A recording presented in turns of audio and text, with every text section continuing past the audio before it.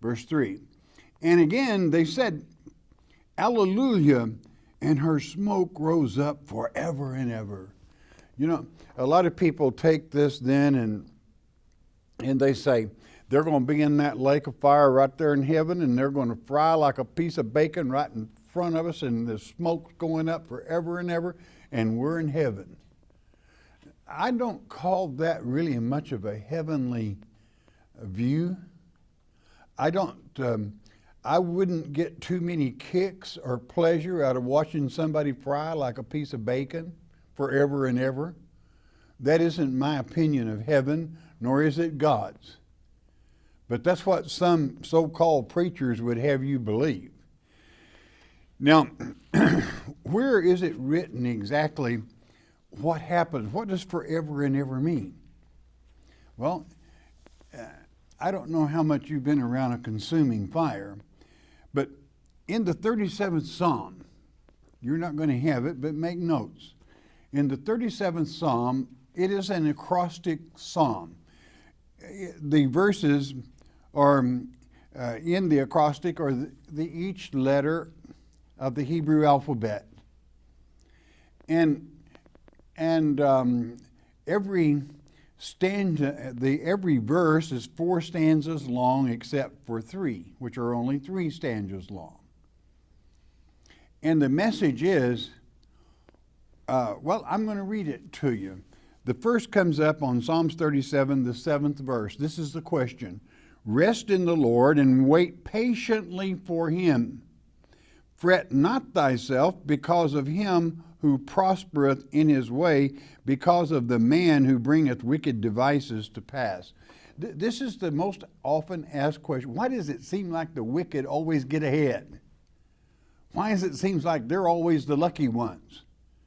This is God's answer to that, and he hides it in an acrostic in this 37th Psalm. You find it in the 7th, 20th, and the 34th verse. The answer forever and ever comes in verse 20.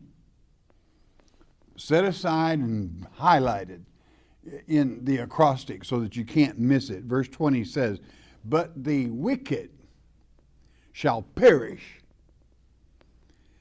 and the enemies of the Lord shall be as, now hang on to this, shall be as the fat of lambs.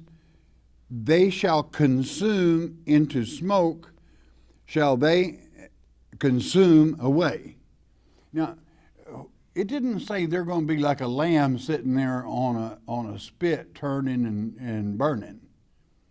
It said they're going to be like the fat of the lamb that drops from the spit into the fire and goes up in smoke forever and ever, which means fini. They're gone forever and ever. When something goes up in smoke, it's absolutely gone forever and ever and ever. And it's a beautiful acrostic. This is probably one of the most asked questions. Why does it seem like the wicked always get ahead? They're not. God's going to smoke them. Okay.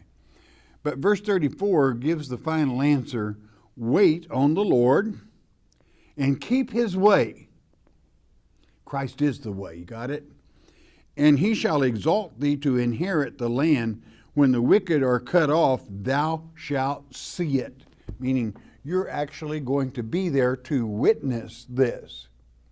But it isn't a lake of fire that people simmer in forever and ever. They like smoke go up. Probably one of the better places to prove what God means by this is in Ezekiel chapter 28, verses 18 and 19, considering the cherub that covereth, which is to say Satan, Tyrus, the rock, the false rock. It states in verses 18 and 19 that he will be turned to ashes from within. A Hebraism that means fini, over, done with. In other words, heaven is a wonderful place. There's no tears shed there. And you know, I think that a person using their common sense, if you were to see the picture that some people paint of heaven, that here is hell, and I mean, they're screaming and hollering, then how could and they're your own relatives maybe. And you think that wouldn't bring a tear? In other words, it won't fly, what some preachers try to put out. We have a loving God, and he simply makes it clear. I would think that for the English reader that the word blotted out would carry a little weight. We'll cover that a time or two before we finish this book of Revelation. God simply blots them out. God spoke and nothing became everything. God speaks again and something becomes nothing.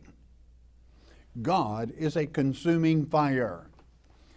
So never let anyone, one of the most terrible sights is for some preacher to say they're going to burn forever and ever right there and we're going to see it. We're right there in heaven. That's not heaven.